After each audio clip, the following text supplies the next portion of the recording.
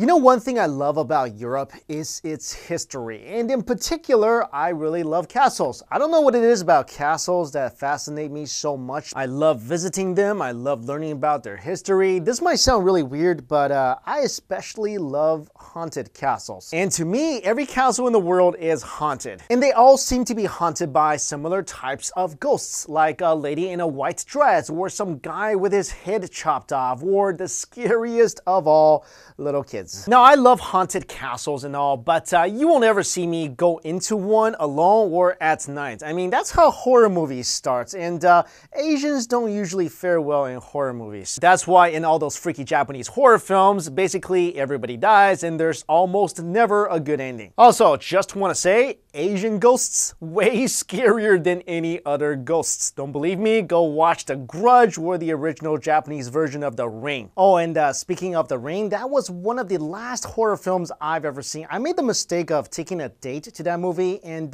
yeah, kind of screamed like a little girl. Anyway, when we think of things that are haunted, we typically think of houses, or like I mentioned before, castles. But there are all sorts of things that could be haunted, including objects. So here are some of the most haunted objects ever recorded in history. When Robert Eugene Otto, Gene for short, was only 4 years old, his parents brought him a present, and it was a doll that looked kind of like a human being, but also kind of like Jason from Friday the 13th. I mean, come on, parents, stop bringing creepy dolls home to your kids. There really should be a PSA about this. Hi, this is a kind reminder for parents to not bring home creepy dolls to your children. These dolls could potentially come alive and murder your whole family.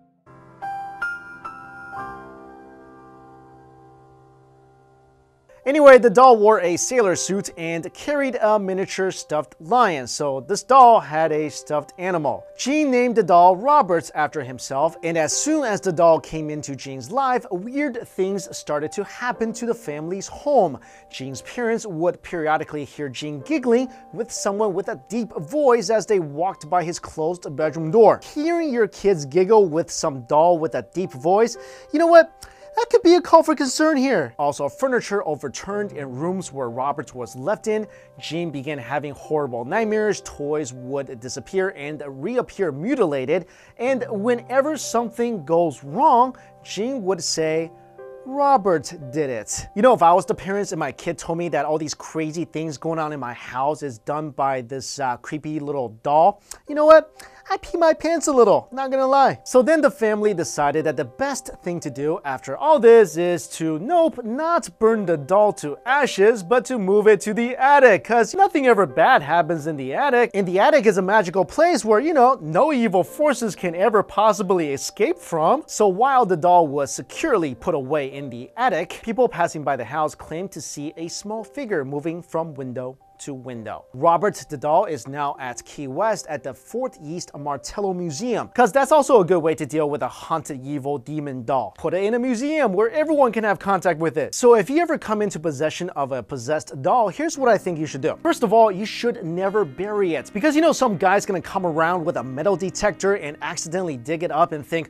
oh hey, this would be a good present for my kid. Also, never throw it into the ocean, cause same scenario. Some guy's out walking his dog gonna find this doll and think, hey, this is a perfectly fine doll, just a little wet and dirty and nasty and looks like a demon. This will make a great present for my kid. You should always just burn the heck out of the doll with holy fire and never turn your back to it. While I'm on this, people, stop giving your kids random creepy old dolls. Go to Target, buy a brand new unpossessed non-demon doll. Next, the Hands Resist Him painting.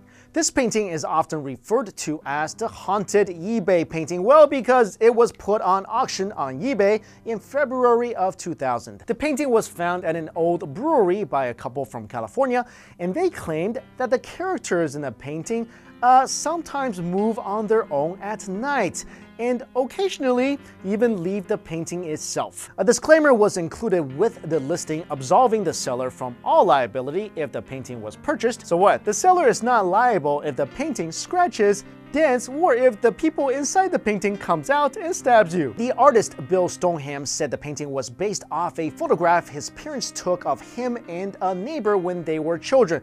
but did also say that both the owner of the gallery in which the painting was first displayed and the art critic who reviewed it died within 1 year of coming into contact with the painting. Some people also claimed that simply viewing the photos of the painting made them feel ill or have unpleasant experiences. Maybe because the painting is extremely ugly. The painting was eventually sold for $1,025 because apparently there are people out there who like to deck out their homes with potentially haunted paintings. Also, I don't really care if the painting is haunted. I mean, just look at it. Do you really want this creepy painting of what kind of looks like young Frankenstein and a human-sized doll with no eyeballs hanging up on your walls? Number 3, Annabelle the doll. So let's go back to dolls.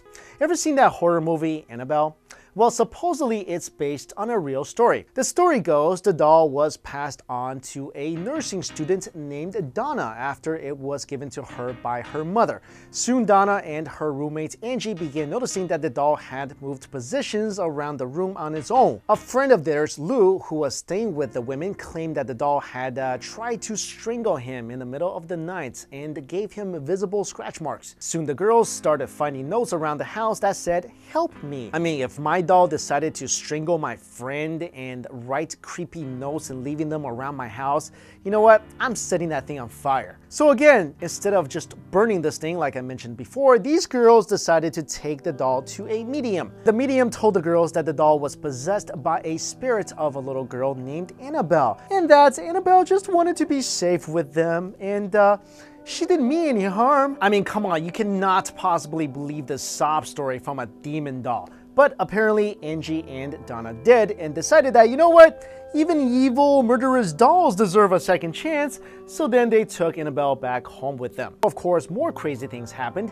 Donna and Angie had to call paranormal experts Lorraine and Ed Warren. The Warrens determined, I don't know how exactly, that Annabelle was actually a demon posing as the spirit of the little girl, and that this demon doll was trying to steal one of the nursing students' soul. So if you want to see this demon doll today, and I don't know why you would, it is at the Warrens' Occult Museum and is even said to have killed one of the museum's visitors. According to the museum's website, the visitor allegedly got into a motorcycle accident on the way home after taunting the doll. Again, why this doll is not a pile of ashes, I have no idea, and why do people want to go to this museum of haunted stuff? Next, the Bassano vase, or vase. This vase was supposedly created in Italy during the 15th century. In 1988, it was found with a note that read, "Beware, this vase brings death." Then of course the person that found this in the note decided that, you know what, yeah, I should sell it. So 3 months after it was sold, its new owner died, and then the next owner died as well after a couple of months. So this horrific cycle continued until finally the police decided that, yeah, this thing has got to stop. So they took the vase and they went and buried it in the middle of nowhere. I don't know why you don't take this thing and smash it into 1,000 pieces and throw the remains into the ocean, because anytime something is buried in a horror film, it always comes back. And finally, the Myrtles Plantation mirror. The Myrtles Plantation in Louisiana is considered one of America's most haunted houses. One story from the haunted plantation is about the mirror that resides there. According to popular legend, a slave named Chloe poisoned 3 members of the family: Sarah, the lady of the plantation, and her 2 daughters, using a cake that she baked. Traditions dictate that when a family member dies, all mirrors in the house must be covered so the souls of the dead could pass over. But every single mirror in the plantation was covered except for one. That one mirror is said to have trapped the souls of Sarah and her daughters. Visitors at the over 200-year-old plantation report seeing handprints on the glass allegedly belonging to the mother and daughters. Also, strange drip marks would appear and run the length of the mirror, and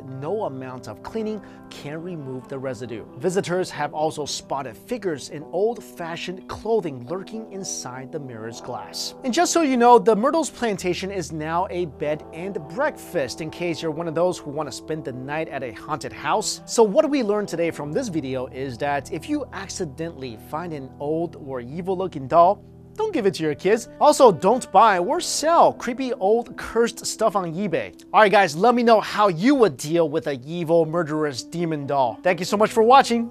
See you later.